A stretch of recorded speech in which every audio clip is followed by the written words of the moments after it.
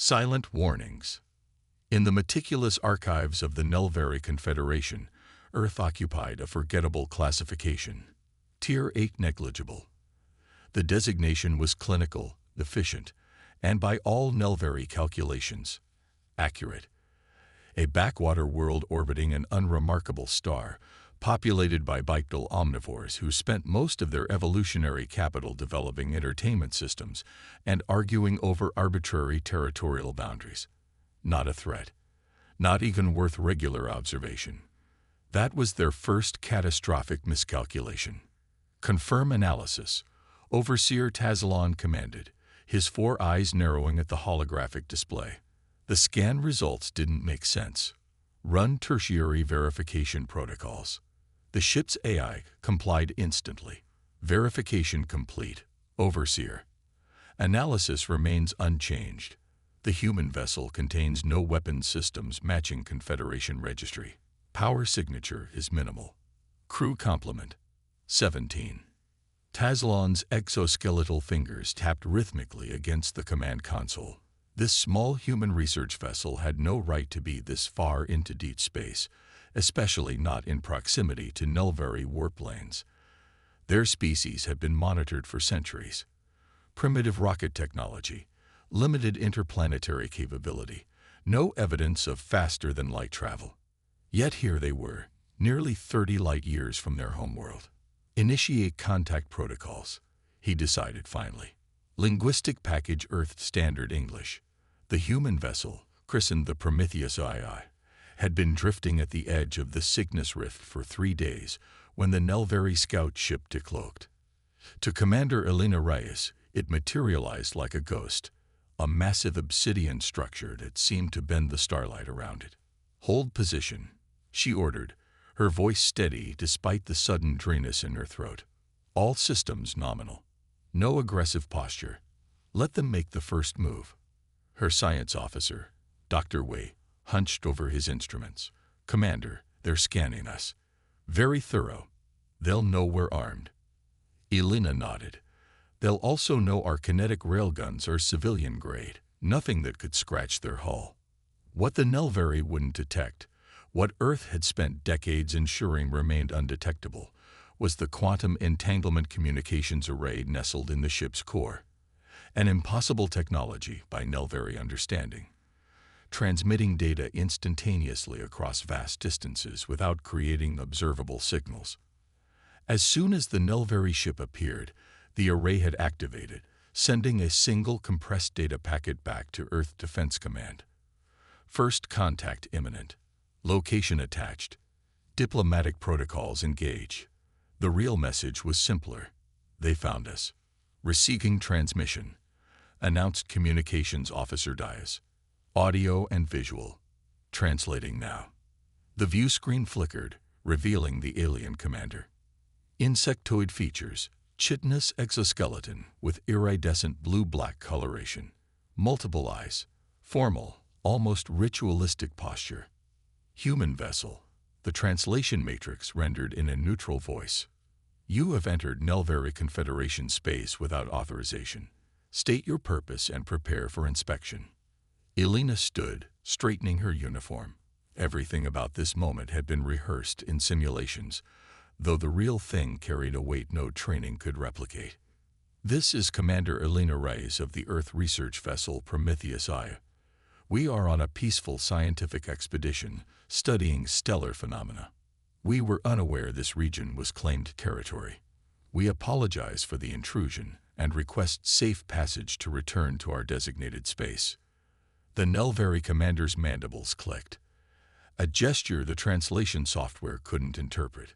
Your species does not possess the technology to reach this sector. Explain your presence truthfully or face immediate seizure. Elena maintained her composure. I assure you, Overseer, we arrived through conventional means. Our propulsion systems are simply more efficient than you might have observed previously. We would be pleased to share our scientific findings as a gesture of goodwill.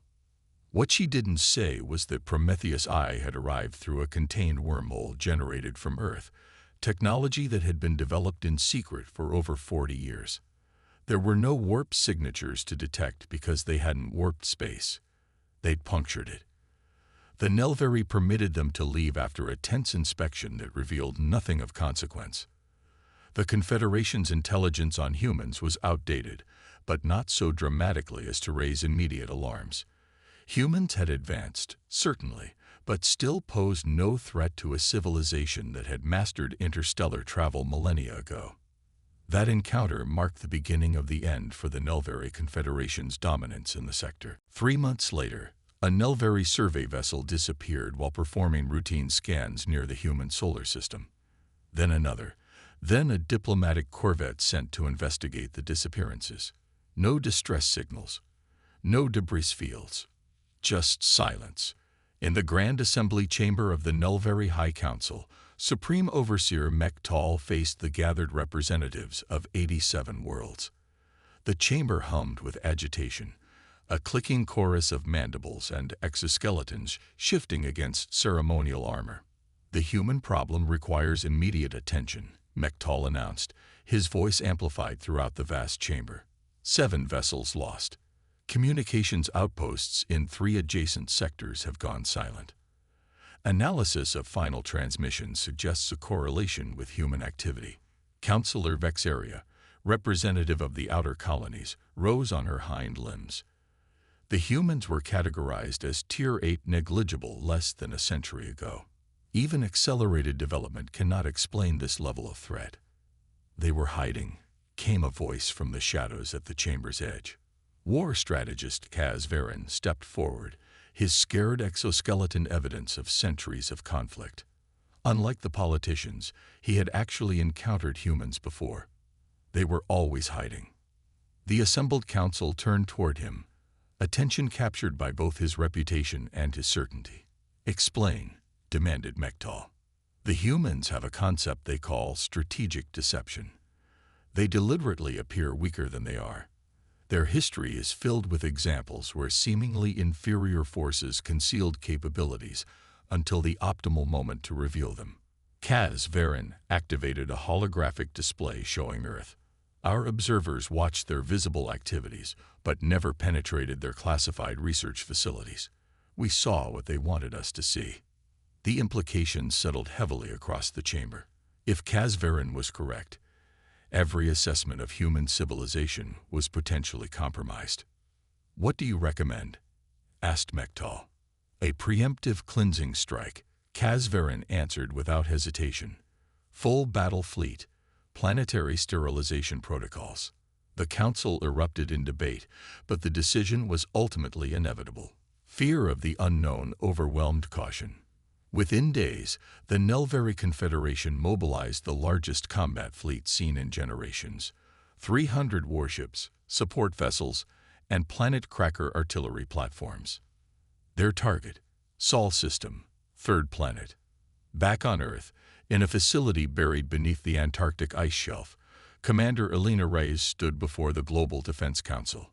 The chamber was small, austere, with only 12 individuals present. The true leadership of Earth's defense apparatus, unknown to the public and to alien observers. "The Prometheus mission confirmed our hypothesis," she reported. "The Nelveri rely exclusively on traditional communication methods, quantum field transmissions, tachyon bursts, gravity wave modulation. They have no defense against our Nexus protocol." Director Haruki Tanaka, the council's chairperson, leaned forward. "And you're certain they're coming?" Elena nodded grimly. "Our deep space monitoring arrays detected their fleet mobilization. Conservative estimate puts their arrival in 11 days. Then we have no choice," Tanaka sighed. "Initiate Operation Silent Echo. All defense platforms to ready status. Civilian evacuation to subsurface shelters begins immediately. Activate the Sentinel Array." The Sentinel Array, Earth's greatest secret. Not a weapon in the conventional sense, but a network of quantum-entangled nodes strategically positioned throughout near space. Each node contained a microscopic black hole suspended in a gravitational containment field, capable of absorbing and redirecting energy on a scale that defied conventional physics. As Elena left the council chamber, She paused at a viewpoint overlooking the facility's central core, a massive crystalline structure pulsing with blue-white energy. At its heart floated what appeared to be a small, perfect sphere of absolute darkness. "Will it be enough?" asked a voice beside her. Dr. Malik Kader, the lead scientist on Project Echo, had joined her at the rail. "It has to be," Alina answered. "Otherwise humanity joins the long list of species who didn't survive first contact." Malik's expression remained troubled. "The Nexus protocol has never been tested at this scale. We don't know if we can control it once fully unleashed. Sometimes survival requires risks, Doctor." In the void between Mars and Jupiter, the first Nelvari advanced scouts emerged from faster-than-light travel. Their mission was simple: establish a forward position, map human defenses, and prepare for the main fleet's arrival. What they found was puzzling. No orbital defense platforms, no military vessels patrolling the system's edge, nothing that indicated humanity was aware of the coming storm. The scouts proceeded cautiously, scanning continuously as they advanced toward Earth. That's when the silence began. One by one, their communication links to the main fleet severed. Not jammed or disrupted, the quantum field transmitter simply stopped functioning, as if the fabric of space-time itself refused to carry their signals. Isolated and increasingly alarmed, the scout vessels accelerated toward Earth, hoping to complete their reconnaissance before whatever strange phenomenon affecting communications spread further. They never made it past the lunar orbit. The main Nelvari fleet arrived 3 days later to find no trace of their advanced scouts. Supreme Overseer Mektal, commanding from the dreadnought Eternal Vigilance, ordered maximum alert status. "No communications from the scouts," reported his second-in-command. "No debris detected. No energy signatures consistent with weapons discharge." "And the humans?" Mektal demanded. "Minimal activity. Some orbital platforms have adjusted position, but no weapon systems detected. Their global communications continue uninterrupted. They appear unconcerned." That was the most disturbing part. Either the humans were oblivious to their doom, or they knew something the Nelvari didn't. "Deploy the fleet in attack formation," Mektal ordered. "Prepare planet crackers for initial strike." As the massive Nelvari warships arranged themselves into the precise geometric patterns that had heralded the end of countless civilizations, something strange began to happen. Small, invisible distortions in space-time, quantum fluctuations too subtle for Nelvari sensors to detect, spread throughout their formation. On the bridge of the Eternal Vigilance, a communications officer suddenly reported, "Supreme Overseer, we're receiving a transmission from Earth." "Display it," Mektal commanded. The main view screen activated, showing a human female in a simple gray uniform. No insignia, no visible rank, just calm confidence. "Nelvari Fleet," she began without preamble. "This is Commander Alina Reyes of Earth Defense Command. Your presence in our system constitutes an act of war. You have 30 seconds to power down weapons systems and prepare for escort out of our territory." Mektal's mandibles clicked in what might have been amusement. "Human, you face the combined might of the Nelvari Confederation. Your planet has no defenses that our scans can detect. Surrender now, and we may permit some of your species to survive as protectorate subjects." Alina's expression didn't change. 20 seconds. "Perhaps I wasn't clear," Mektal continued. "We have 300 warships. We have weapons that can crack your planet's crust. There will be no negotiation." 10 seconds, Alina counted. 9, 8. Mektal signaled to his weapons officer. "Target their largest population centers. Initial strike pattern. 3, 2, 1. Alina's image disappeared from the screen. For a moment, nothing happened. Mektal was about to order the first volley when his ship's AI reported something impossible. "Supreme Overseer, our weapon systems are shutting down. Command pathways are being severed at the quantum level. Around the Eternal Vigilance, across the entire Nelvari fleet, the same phenomenon spread like a silent wave. System after system stopped responding. Weapons, engines, life support, everything controlled by their advanced AI networks. And then the real attack began. The ICO protocol. Panic swept through the Nelveri fleet like a living thing. Ship after ship reported critical systems failures, their sophisticated AI networks corrupted by an invisible force that spread faster than their security protocols could respond. It wasn't a conventional cyber attack. It was something far more fundamental, as if the quantum foundation of their technology itself had turned against them. On the bridge of the eternal vigilance, Supreme Overseer Mektal watched in horror as his command console went dark. Emergency lighting cast the chamber in an eerie red glow as backup systems struggled to maintain life support. "What is happening?" he demanded, his voice rising to a chittering screech. "Where is our defensive response?" War strategist Kaz Varin moved to his side, mandibles clicking in agitation. "This is impossible. They cannot have weapons that affect quantum systems at this scale." "Evidently, they can," Mektal replied coldly. "The question is what else they can do." The answer came moments later as the first Nelveri destroyer imploded, not from an external attack, from within. Its reactor containment failed catastrophically, collapsing into a pinpoint of brilliant energy before disappearing entirely. Then another, and another. "They're creating micro-singularities inside our reactor cores," reported the science officer, voice trembling with incomprehension. "But there's no delivery mechanism, no energy signature, no particle beam, nothing penetrating our hulls." Kazvaren's multiple eyes narrowed. "Quantum entanglement. They've somehow infiltrated our systems at the subatomic level." He turned to Mektal. "We must retreat immediately. We cannot fight an enemy that bypasses every defense we have."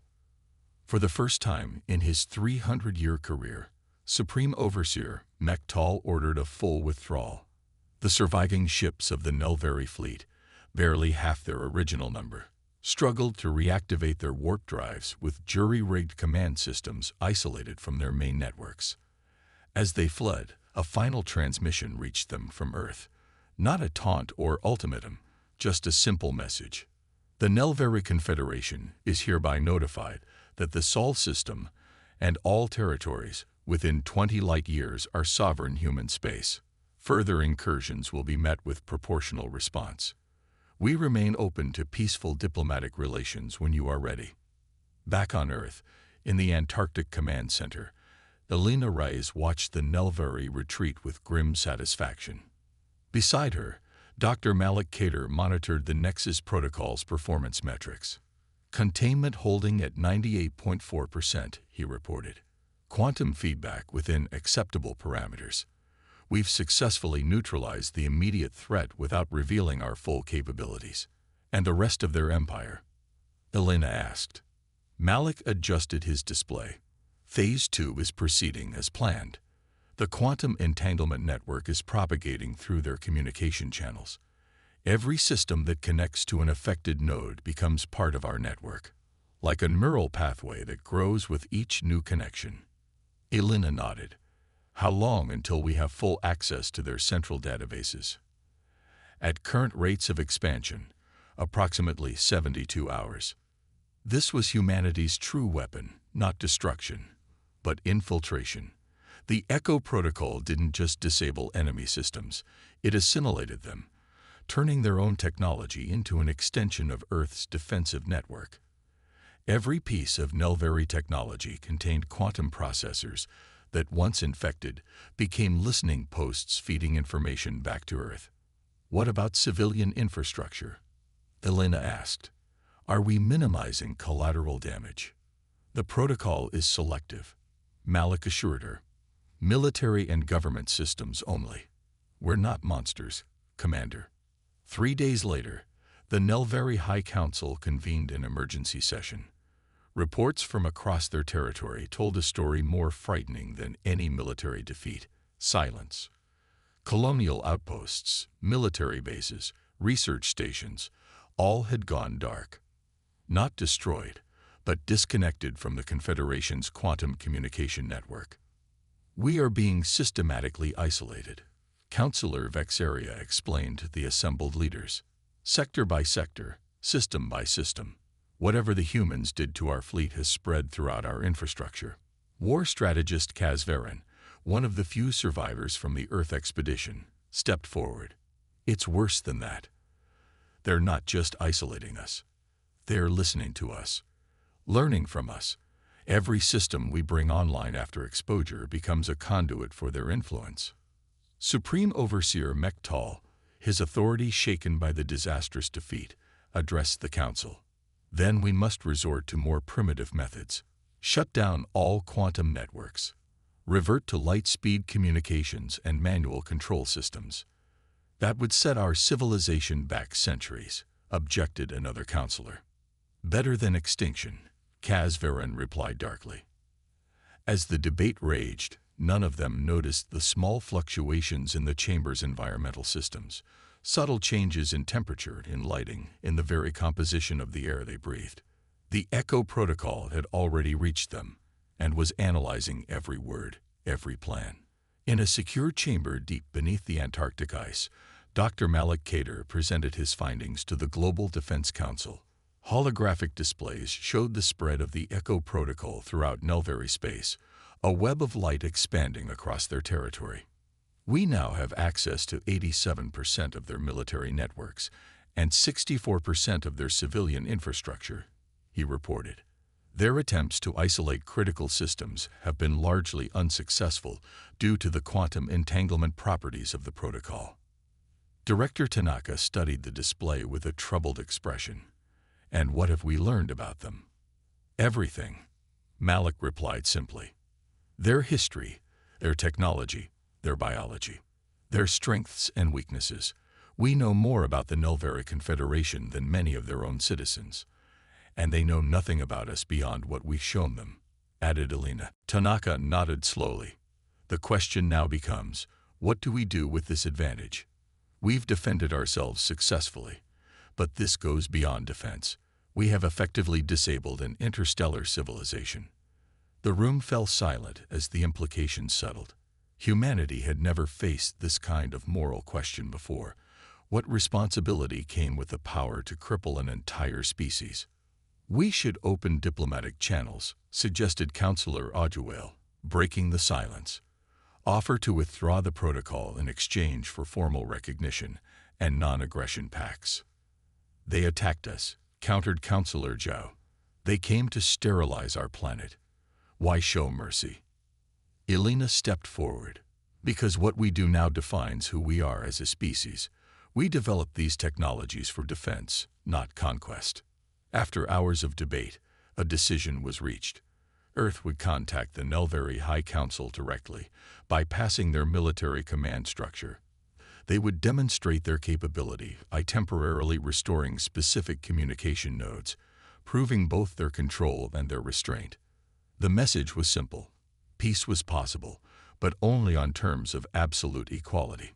On the Nelveri homeworld, the High Council received Earth's communication with a mixture of rage and fear. Their mighty civilization, spanning hundreds of worlds across multiple star systems, had been humbled by a species they had classified as negligible just months earlier. This is extortion, snarled Counselor Drazkal. They hold our technology hostage and demand we treat them as equals. Kaz Varen, now elevated to senior advisor due to his experience with humans, clicked his mandibles thoughtfully. Consider the alternative. They could have destroyed our fleet entirely. They could be shutting down life support on our colonies instead of just communication systems. They show restraint, or tactical patience, countered Mektal. Perhaps they cannot maintain this infection indefinitely. A risk assessment indicates otherwise, Kaz Varen replied.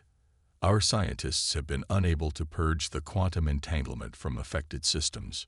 Whatever this technology is, it operates on principles we do not yet understand. In the end, practicality overcame pride. The Nelveri Confederation, for the first time in its 1,000-year history, negotiated from a position of weakness. The resulting treaty established human sovereignty, created demilitarized zones between their territories, and included provisions for technological exchange under carefully controlled conditions. What the Nelvari didn't realize, couldn't have known, was how close humanity had come to its own destruction in developing the ICO protocol. The Antarctic facility housed more than just the command center. It also contained the memorials for the thousands of scientists and test subjects who had perished perfecting quantum entanglement technology. 6 months after the treaty signing, Commander Elena Reyes stood at the edge of a crater in the Nevada desert, all that remained of the original ECHO Protocol research facility after a catastrophic containment breach 15 years earlier. Beside her, Dr. Malik Kader placed a small stone on the memorial wall listing the names of those lost. "Sometimes I wonder if they knew what they were creating," Elena said quietly. "If they could have imagined how their work would eventually save our species." Malik shook his head. "They were just trying to understand quantum mechanics. Military applications came later, after the first Nelvari probes were detected near Jupiter." "And now?" Elena asked. "What are we creating now?" The question hung in the air between them. Humanity had survived its first interstellar confrontation, but at what cost? The ECHO protocol had transformed from a defensive measure into a power that could potentially reshape the galaxy. "That's why the Council established the Ethical Boundaries Commission," Malik replied finally, "to ensure we never become what we feared." As they turned to leave, their secure communicators chimed simultaneously, priority alert from Antarctic Command. New quantum fluctuations had been detected at the edge of the solar system, patterns inconsistent with known Nelvari technology. Someone else was watching. Someone who had observed the conflict from a distance and taken note of humanity's capabilities. "It seems our demonstration made an impression beyond the Nelvari," Elena remarked, studying the preliminary data. Malik nodded grimly. "The question is whether they're coming to learn from us or to eliminate a potential rival before we grow stronger." "Either way," Elena replied, "we'll be ready." In the void beyond Neptune, where the solar wind gives way to interstellar space, a vessel of impossible geometry adjusted its position. Unlike the mechanical constructs of the Nelvari, this ship appeared almost organic, flowing curves of a material that absorbed rather than reflected light. Inside, beams of crystalline consciousness observed the quantum echoes still reverberating through the sector. The human weapon was crude by their standards, but effective, and more importantly, innovative. These primates had developed technology that operated on principles the observers had believed beyond the grasp of such young species. A decision crystallized among them. These humans warranted closer study. Not immediate destruction, nor hasty contact, but careful observation. They represented something rare in the galaxy, a species that had developed quantum manipulation before mastering conventional interstellar travel, a backward evolution that defied standard development patterns. Perhaps, the observers considered, the old classifications needed revision. Perhaps threat level was the wrong metric entirely. On Earth, in classified facilities around the world, humanity continued its work, unaware that their victory over the Nelvari had simply introduced them to a much larger, more complex galactic community. Their classification had indeed changed, but not in ways they could yet comprehend. The age of human isolation was over. Whether this heralded their ascension or extinction remained to be seen. What was certain was this: never again would any spacefaring civilization make the mistake of dismissing Earth as a negligible threat. The silent warning had been heard across the stars, and the galaxy took notice. In the Antarctic Command Center, as reports of the new contact came in, Director Tanaka gathered his team. "It seems our demonstration worked too well," he observed wryly. "We've announced our presence to the neighborhood rather dramatically." "Do we activate the protocol?" asked one of his advisors. Tanaka considered for a moment, then shook his head. "Not yet. Let's see who our new visitors are first. Perhaps not everyone out there arrives with planet crackers." Elena, newly promoted to defense coordinator, smiled slightly. "And if they do, then they'll learn what the Nelvari learned, Tanaka replied.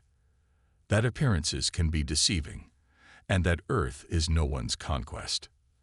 As the new alien vessel maintained its distant observation, humanity prepared, not just for conflict, but for all possibilities.